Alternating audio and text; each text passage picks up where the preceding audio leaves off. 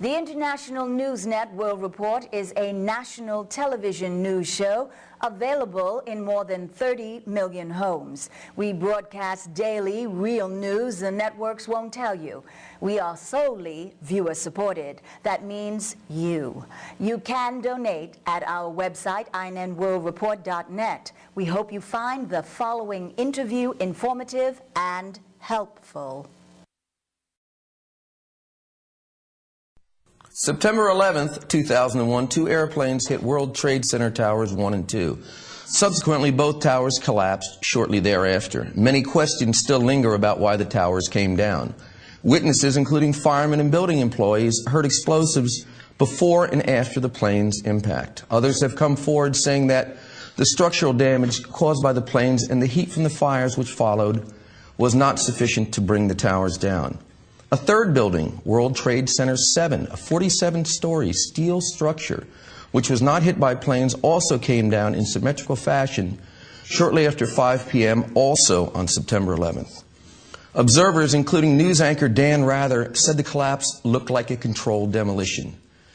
The NIST report issued by the government and echoed by Manuel Garcia in his article for Counterpunch entitled Dark Fire attributed the collapse to fires. The first time that a steel building has come down from fire. Speculation has been so great that Rosie O'Donnell, host of daytime ABC show The View, has taken on the issue. Many scientists around the country have also taken on the debate. Joining us now is physicist Crockett Grabbe, who received his PhD in applied physics from Caltech, worked 2 years at the Naval Research Labs in Washington, D.C., and has spent the last 26 years teaching at the University of Iowa and working on special problems for the U.S. government. His credits include more than 7 books and 100 papers. He is also the head of Sea Lane Consulting. Professor Grabbe now joins us from the University of Iowa.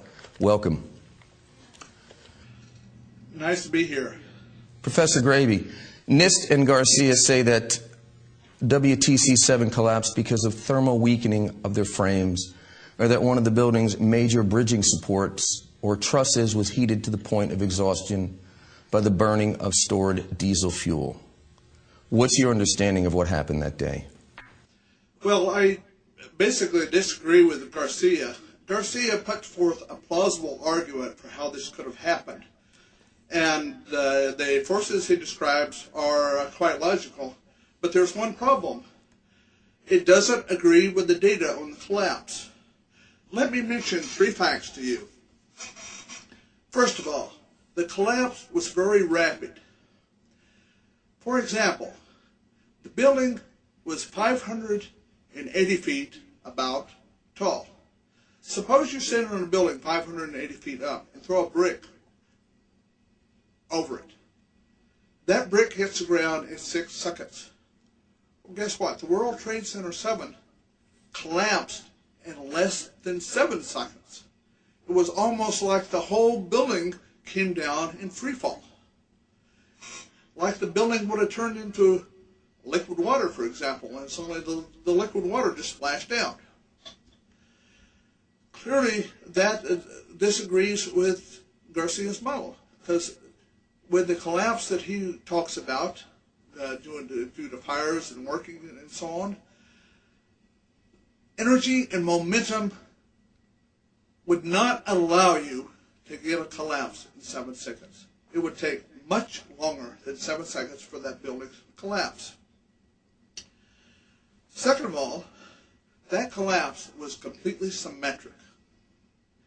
With the model put forth by Garcia, the collapse would be chaotic and asymmetric.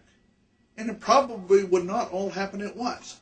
There would be part of the building collapse, and that would cause further weakening that would end up in more collapse, and it would crescendo into the final whole building coming down. Third, and this is probably very crucial, is the appearance of these squibs outside of the building when the building collapsed. Squibs are rapidly ejecting high-pressure material outside of the building. And when WTC-7 collapsed, 7 of those squibs were observed. coming from different floors. These squibs cannot be explained by Garcia's model. They provide the direct evidence for explosions on those floors. Manuel Garcia makes the case that a diesel fuel fire, which was fueled by two 6,000-gallon tanks owned by Solomon Smith Barney, were being pumped in by emergency electric power onto floor 7. There was evidence of a fire on floor 7, and he says that that fire acted like a blast furnace and completely fatigued truss number 2, and he cites columns 80, 77, and 74. These are tempered steel columns. Could a fire of any sort cause steel to fatigue, and could that fatigue in any way be attributed to the symmetrical collapse that was witnessed? Well, there is a problem with that whole scenario. There is enough energy there in that diesel fuel, but the thing is, to bring the building down, you also have to have the power. The diesel fuel was burned up. There's evidence that it was burned up, but out of how long a time is unknown. Second of all, the heat from that fuel may have been adequate to cause the fatigue in truss 2 and the breakup of a few columns.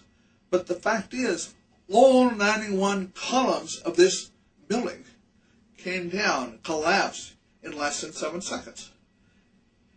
That scenario could not have caused all 91 columns to collapse symmetrically around the building.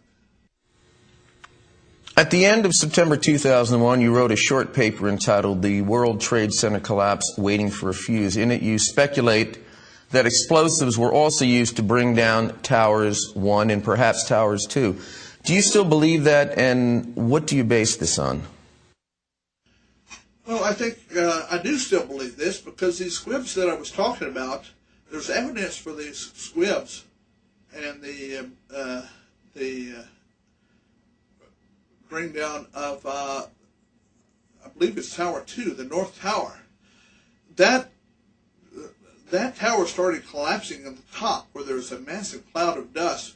But meanwhile, while there was dust was coming down, there were squibs observed at lower floors. That indicates to me that there were explosions at lower floors. And in fact, what was causing that massive cloud of dust was a massive explosion right at the top. And I think there is good evidence that they had explosives planted in quite a number of places in these buildings. Now, for example, let's consider World Trade Center Tower 1, which was the first one to come down. It was hit by a plane, but the plane almost missed the building. It just caught a corner of it. Then 57 minutes later, suddenly the top 34 floors of that building, well, first of all, the top 34 floors almost went on rotation, and that completely would violate the principle of conservation of angular momentum, unless there was a massive explosion imparting that angular momentum.